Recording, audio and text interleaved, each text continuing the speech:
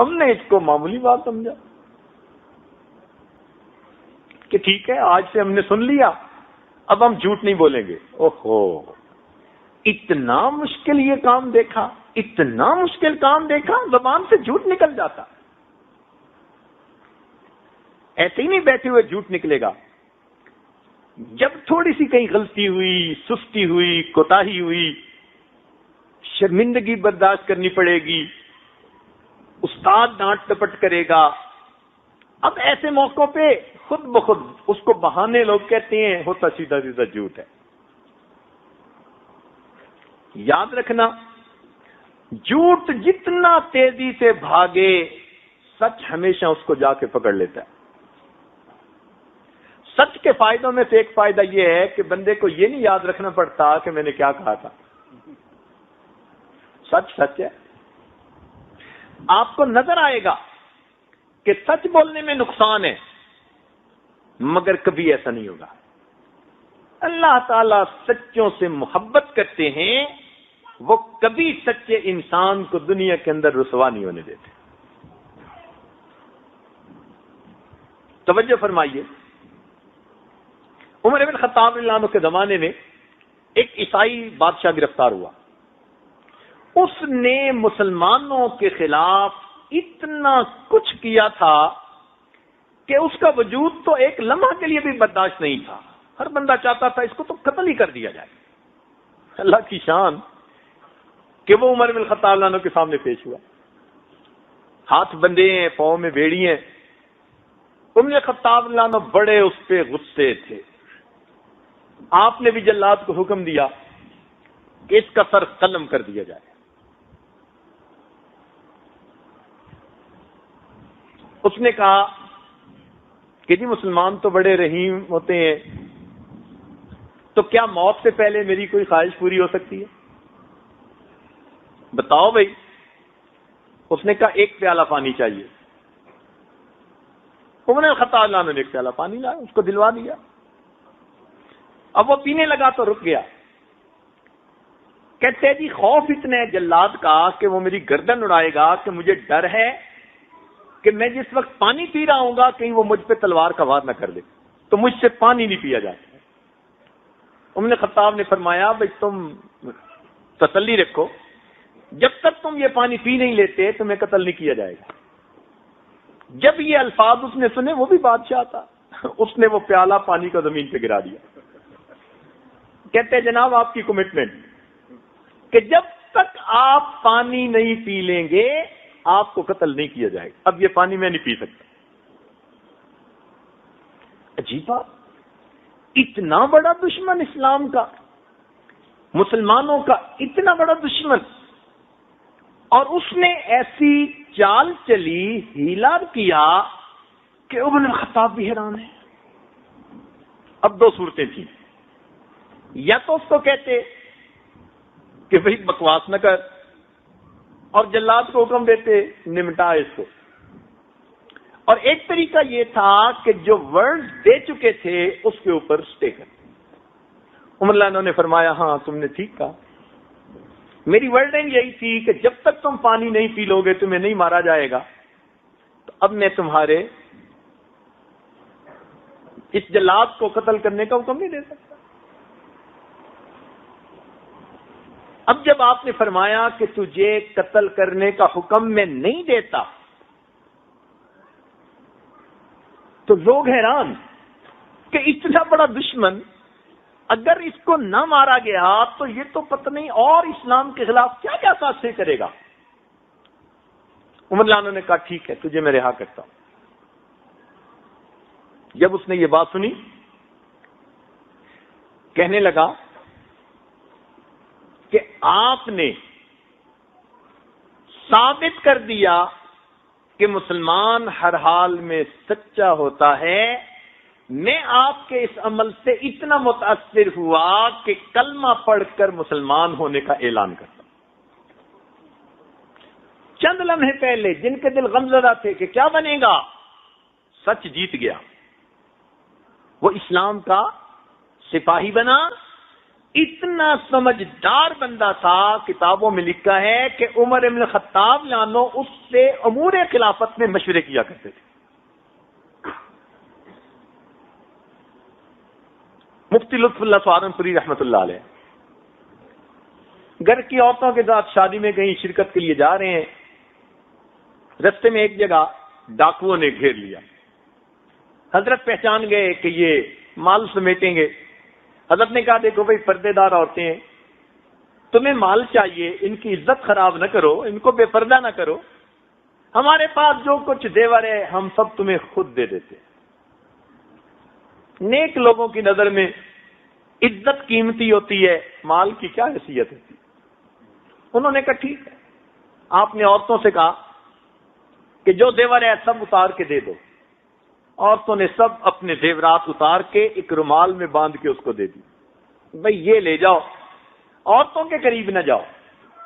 انہوں نے کہا ٹھیک، ہمارا کام آسانی سے ہو گیا۔ وہ گٹھڑی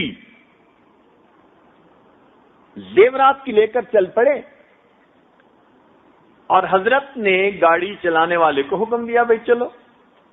تھوڑی دور آگے گئے تو ایک عورت کی نظر پڑی کہ ایک چھوٹی سی بچی کی چھوٹی انگلی میں ایک چھوٹی سی انگوٹھی تھی۔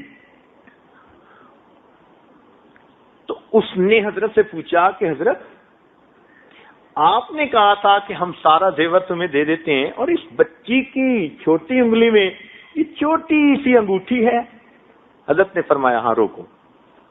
گاڑی رکوائی، بچی کی انگوٹھی اتروائی اور حضرت ڈاکوؤں کے پیچھے چلے۔ ڈاکوؤں نے دیکھا کہ وہ بندہ ہمارے پیچھے آ رہا ہے، کہنے لگے کوئی بات نہیں، ہم زیادہ ہیں، ہم نمٹ لیں گے۔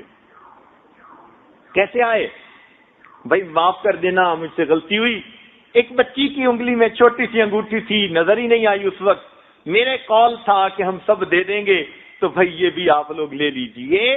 حضرت کی بات کا ایسا اثر ہوا، سب ڈاکوؤں نے توبہ کی اور حضرت کے ہاتھ پر بیعت ہو گئے۔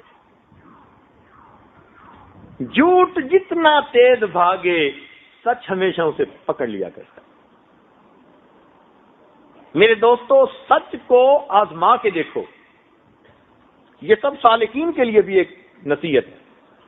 اپنی زندگی میں سچ کو آزما کے دیکھیں ذرا، اتنے مزے کی زندگی ہو جائے گی نا کہ آپ کو اس دنیا میں اللہ رب العزت جیسے جنت کا سکون ملتا ہے آپ کو وہ سکون ملے گا۔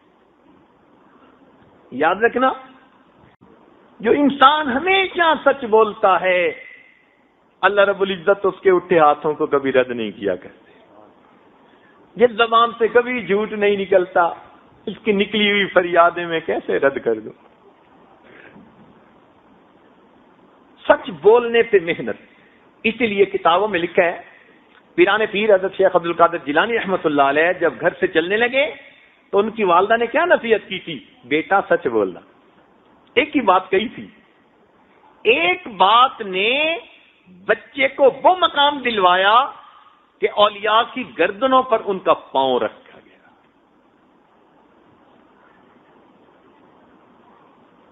اس کو زندگی میں آزمائیے، عہد کر لیجئے، آج کے بعد جھوٹ نہیں بولنا، رانگ سٹیٹمنٹ نہیں دینی۔ شرمندگی ہوگی تو یہی کی ہوگی نا، 2 منٹ کی بات ہے، معذرت کر لیں گے، معافی مانگ لیں گے، تسلیم کر لیں گے، ناکی کا مسئلہ ہے نا۔ مگر سچ کی برکتیں آپ اتنی دیکھیں گے حیران ہو جائیں گے۔ تو بچے کو بتائیں کہ اس پہ کوئی کمپرومائز نہیں، ہم جھوٹ نہیں برداشت کر سکتے۔ آپ ہزاروں روپے کی چیز ضائع کر دیں گے، برداشت کریں گے۔ بڑی سے بڑی غلطی کوئی اور کر بیٹھیں گے، برداشت کریں گے، جھوٹ نہیں برداشت کر سکتے۔ پہلی بات۔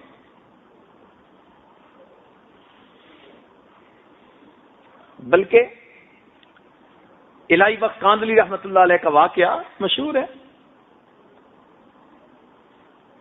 کہ ہندوؤں نے کہا کہ ہم یہاں مندر بنائیں گے، مسلمانوں نے کہا مسجد بنائیں گے۔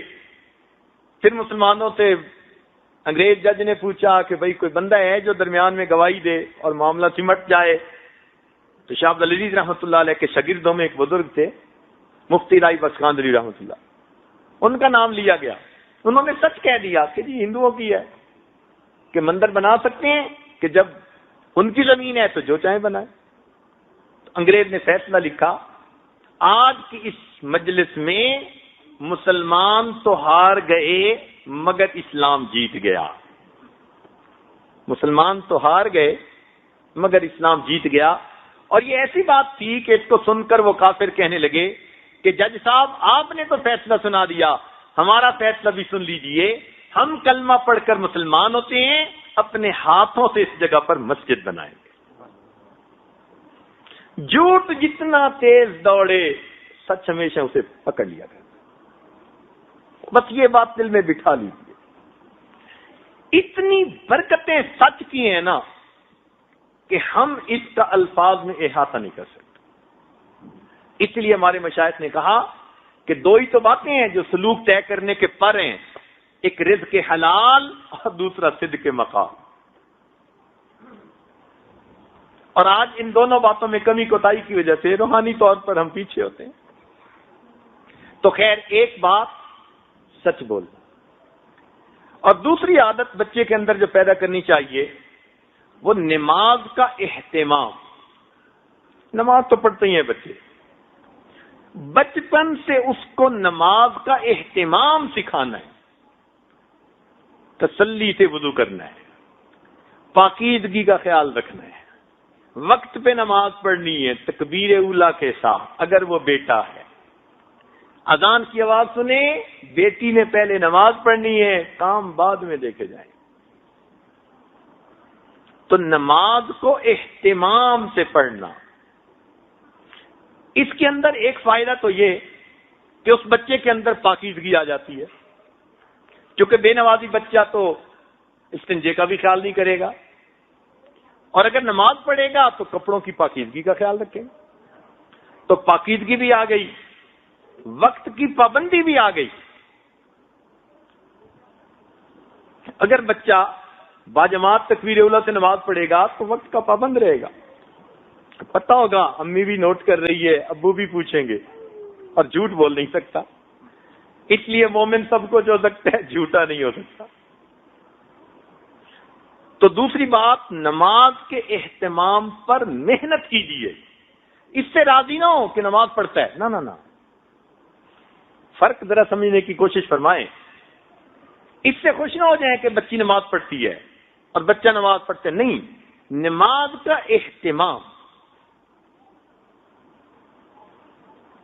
اس لیے بچے کو دیکھیں کہ جلدی جلدی نماز پڑھ رہا ہے تو نہیں، اس پہ کمپرومائز نہیں ہے.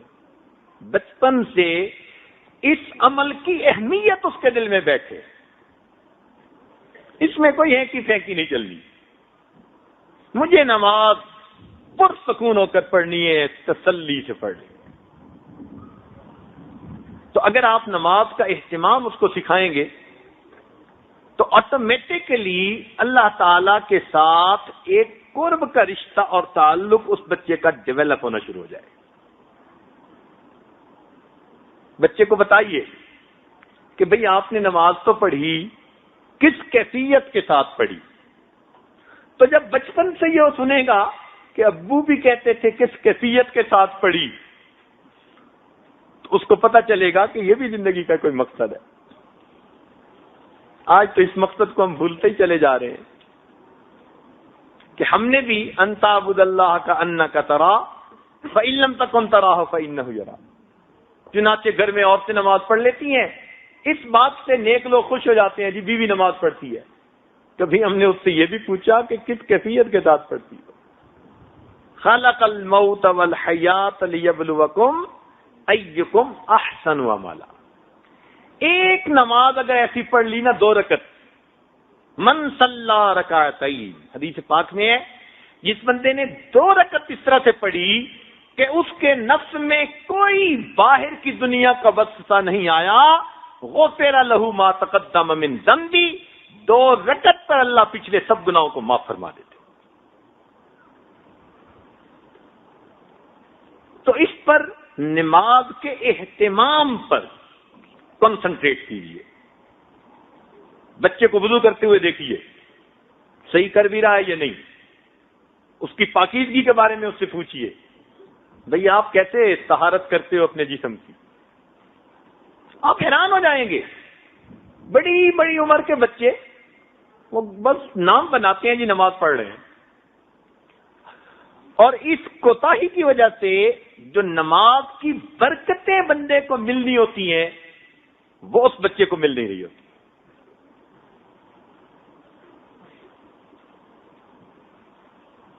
تو نماز کا اہتمام، اس پہ زور دیجیے. استاد کلاس میں بھی بچوں کو یہ سمجھائیں، ان کو حدیث سنائیں، ان کو بتائیں کہ نماز صرف ظاہر داری ہی نہیں کرنی، نماز کو جما کے پڑھنا ہے، پرسکون ہو کے پڑھنا ہے، دنیا کے خیالات سے خالی ہو کر پڑھنا ہے. خود بھی محنت کریں، اپنے بچوں کو بھی محنت کروائیں. یہی تو محنت کا میدان ہے مومن کے لیے. جتنا آپ بچے کو نماز کی اہمیت پر ابھاریں گے، ایکسائٹ کریں گے، بتائیں گے، اتنا ہی اس کی زندگی میں اللہ تعالیٰ کی طرف سے برکتیں ہوں گی. احادیث میں جتنے فائدے نماز کے بتائے گئے کسی اور عمل کے اتنے نہیں بتائے گئے. اللہ تعالیٰ کام کے ذمہ دار ہوتے ہیں، اللہ تعالیٰ اس کو سرخرو کرتے ہیں، برکتیں دیتے ہیں، رزق میں برکت، اتنے فائدے کہ کوئی حد نہیں. اچھا، بچے کو جب آپ دیکھیں کہ ذرا اچھی نماز پڑھ رہا ہے تو اس کو انعام دیا کریں. بیوی کو کبھی مصلی پہ بیٹھے دیکھیں تو بھولے سے تعریف کر دیا کریں. کیونکہ ہمارے نوجوان بیویوں کی تعریف نہیں کرتے. نیک بیوی ہوگی، پاک دامن ہے، وفادار ہے، نیکوکار ہے، ان کی زبان گنگ ہوتی. دیکھو بھائی، یہ جو ہوتے ہیں نا انکریجمنٹ، یہ فطرت ہے بندے کی. آپ اندازہ لگائیے کہ مچھلی کو جب سکھایا جاتا ہے تو اس کو کہتے ہیں کہ تم چھلانگ لگاؤ، تو مچھلی چھلانگ لگاتی ہے، تو اس کے منہ میں پھر چھوٹی مچھلی ڈالتے. ایک جگہ ہمیں ایکویریم میں وہ مچھلیوں کے کرتب دیکھنے کا موقع ملا، تو ٹرینر سے پھر بعد میں کویسچن آنسر ہوئے. تو ہم نے یہ کویسچن پوچھا کہ بھئی تم نے یہ فٹ بال لٹکایا ہوا تھا 33 فٹ اونچا، اور مچھلی کو تم نے آواز دی، وہ اس کونے سے آئی اور بالکل اس کے نیچے آ کے اس طرح سے نکلی کہ 33 فٹ اوپر جا کر اس نے بال کو کک لگائی. یا اللہ، اس جانور کو کیسے ٹرین کیا؟ ہم تو بندوں کو اور انسانوں کو ٹرین نہیں کر پاتے. تو جب ان سے ڈسکس کیا نا، تو انہوں نے یہ بات کہی، انہوں نے کہا جی کہ فطرت ہے ہر چیز کی کہ وہ انسینٹو چاہتا ہے، انکریجمنٹ چاہتا ہے. ہم نے جب اس مچھلی کو شروع کیا تو یہ نہیں سنتی تھی بات، لیکن جب اس نے ایک دفعہ ایسا کیا، ہم نے اس کے منہ میں مچھلی ڈالی، پھر دوبارہ کیا، مچھلی ڈالی. ہر دفعہ اب یہ انسینٹو ہم نے دینا شروع کر دیا، تو مچھلی کو بھی پتا چل گیا ایسا کرنے سے مجھے انسینٹو ملتا ہے. اس نے کرنا شروع کر دیا. اب بتائیے کہ جانوروں کو انسینٹو دے کے اگر وہ ایسے کام کروا لیتے ہیں، کیا ہم انسان کے بچوں سے نہیں کروا سکتے؟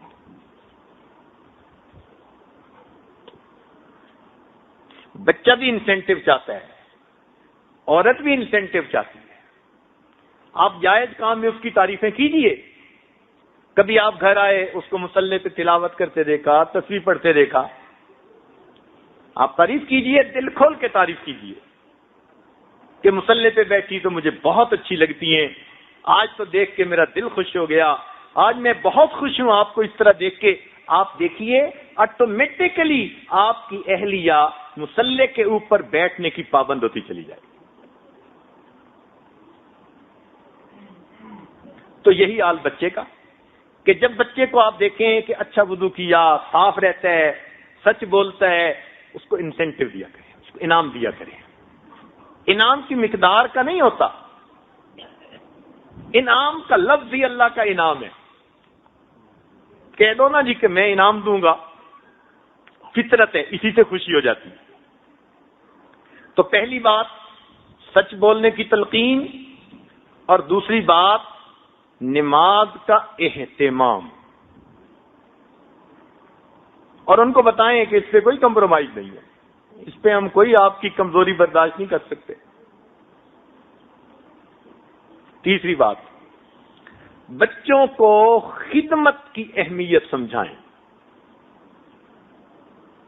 کام کاج جو گھر کے کیے جاتے ہیں اس پر کیا اجر ملتا ہے، ماں کی خدمت، باپ کی خدمت، بڑوں کی خدمت، استاد کی خدمت۔ خدمت کا جذبہ بچپن سے بچے کے دل میں ڈال دیجیے۔ مان لیا کہ آپ ملٹائی ملینر ہیں، آپ کے گھر میں کام کرنے والے 1 درجن نوکر موجود ہیں، مگر بچے کو کہیں کہ اپنے کام خود کرے، بلکہ دوسروں کے بھی کام یہ کر کے دکھائے۔ بچپن سے اس کو شہزادہ بنا دیا، آپ نے بچے کو خراب کر دیا۔ آج تو پانی کا گلاس بھی نہیں خود پی سکتے بچے، وہ بھی دوسرے کو کہتے ہیں کہ لائیے۔ اس خدمت کے جذبہ نہ ہونے کی وجہ سے پھر بچے بہت بڑی نعمت سے محروم ہو جاتے ہیں۔ طبیعت میں سستی کاہلی آ جاتی ہے۔ یہی نہیں کہ پھر یہ دوسروں کی خدمت نہیں کرتے، ان کو کام کاج بھی پھر بوجھ نظر آتا ہے۔ اس لیے آج شکایت ہے اکثر ماں باپ کی طرف سے، بچے کام میں دلچسپی نہیں لیتے۔ بھئی آپ نے بچپن میں کون سی خدمت سکھائی ہے اس کو؟ بچپن میں خدمت سکھاتے، آج بچوں کے اعضاء ریفلیکسز کے اندر نرمی ہوتی اور بچے خود بخود دوڑ بھاگ کے اپنا کام کر رہے ہوتے ہیں۔ عبادت سے جنت ملتی ہے اور خدمت سے خدا ملتا ہے۔ کیا پتا یہ بچہ کبھی کس اللہ والے کی خدمت کرے اور اس کی اس کو دعا لگ جائے۔ سلطان محمود غزنوی کا والد ایک سپاہی تھا، ایک عالم باللہ تھے، اللہ والے تھے۔ اس کو اس نے گھر پہ ٹھہرایا اور 3 دن اس کی خدمت کی، تو انہوں نے جاتے ہوئے اس کو دعا دے دی، اللہ نے سپاہی سے اس کو فوج کا جرنیل بنا دیا اور بیٹا وقت کا بادشاہ بنا۔ اس کو بتائیے کہ معذوروں کی خدمت کی جاتی ہے، بوڑھوں کی خدمت کی جاتی ہے، تو اس کے دل میں رحم کا مادہ پیدا ہوگا، احساس ہمدردی ہوگا۔ اس ایک لفظ خدمت کی وجہ سے اس بچے کے اندر اچھے اخلاق آتے چلے جائیں گے۔ جب دوسروں کی بات سنے گا جو بڑے ہیں، تو پھر ماں باپ کی کیوں نہیں سنے گا؟ آج اس کو خدمت بتائی نہیں، وہ ماں باپ کی بھی نہیں کرتے۔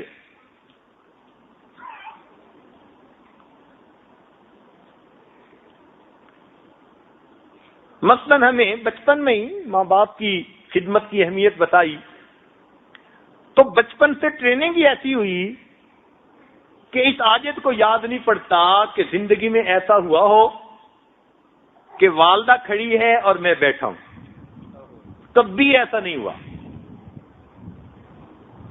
پوری زندگی ایسی گزری، پہلے والدہ بیٹھے گی پھر ہم بیٹھیں گے۔ ٹریننگ ہی ایسی تھی، والدہ چارپائی پر بیٹھتی تھی، ہم اس کے قدموں میں بیٹھتے تھے۔ وہ پکڑ کے بٹھاتی تھی کہ بیٹا ادھر آؤ، تب چارپائی پر بیٹھتے تھے، ورنہ قدموں میں بیٹھتے۔ ہمارے بچے چھوٹے تھے، وہ دیکھتے تھے کہ ابو اس طرح جا کر اپنی امی کے قدموں میں بیٹھتے، ہمیں ان کو کچھ کہنا ہی نہیں پڑا۔ انہوں نے زندگی کے ان اعمال سے ان اخلاق کو خود سیکھا۔ یہ خدمت سکھانی پڑتی ہے، اور اس خدمت سے پھر والدین کی کیا دعائیں ملی، ہم ان کو الفاظ میں بیان ہی نہیں کر سکتے۔ ماں باپ بوڑھے بھی ہوں، ان کی زبان سے نکلے ہوئے کچھ الفاظ ایسے اوقات ہوتے ہیں اللہ کے ہاں قبول ہو جاتے ہیں۔ تو خدمت کا جذبہ، یہ تیسرا لفظ ہے۔ ان کو بیٹھ کے واقعات سنائیں کہ خدمت اس طرح کی جاتی ہے، اس طرح فلاں نے کی، اس طرح یہ ہوا، تاکہ بچوں کے اندر ایک شوق.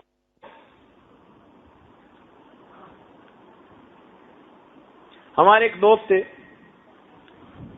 توجہ سے بات سنیے چونکہ میں مکمل کرنا چاہ رہا ہوں. وہ ایک بڑے بزرگ تھے، ان کے گھر میں گئے، بات ذرا توجہ سے سنیے گا. تو وہ جو میزبان تھے ان کا ایک بیٹا تھا کوئی 9-10 سال کا. انہوں نے اس کے ذمہ لگا دیا کہ بیٹا آپ نے اس مہمان کی خدمت کرنی ہے. یہ خود بڑے نیک، دیندار، متقی، پرہیزگار اور ایک بڑے یعنی کمپنی کے ڈائریکٹر تھے. اللہ نے دین بھی دیا، دنیا بھی دی تھی ان کو. کہنے لگے وہ بچہ ایسا سلیقہ مند، ہر چیز اس نے تیار کی ہوئی، وقت پہ دسترخوان لگاتا اور اس پر برتن رکھتا، کھانا لاتا. مجھے اس کو دیکھ کر محسوس ہوتا کہ ہاں مجھے اس کی بھی ضرورت تھی. میں صبح اٹھتا تو مجھے گرم پانی ملتا. بچہ ایسا سلیقہ مند، ہر چیز وہ تیار کر کے رکھتا. کہنے لگا کہ 2 دن میں اس بچے نے میرا دل مو لیا. میں تمنا کروں کہ کاش میرے بچے بھی ایسے خدمت گزار ہوتے.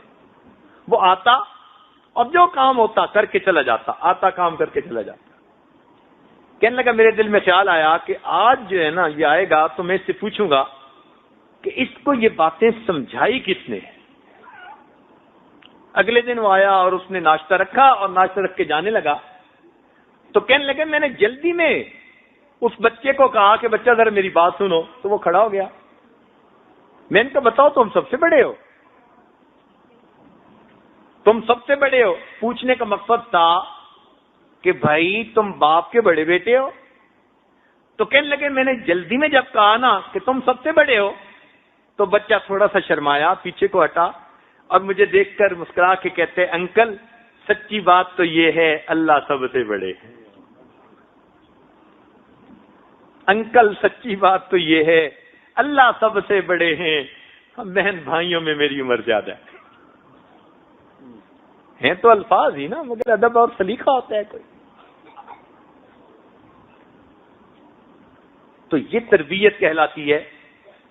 تو 3 باتیں ذہن میں رکھیے، ان کو آزما لیجئے. ہمیشہ آپ اس کا اتنا فائدہ دیکھیں گے کہ آپ کہیں گے کہ ہمیں کسی درویش نے کوئی 3 ہیرے اور موتی تحفے میں دے دیے تھے.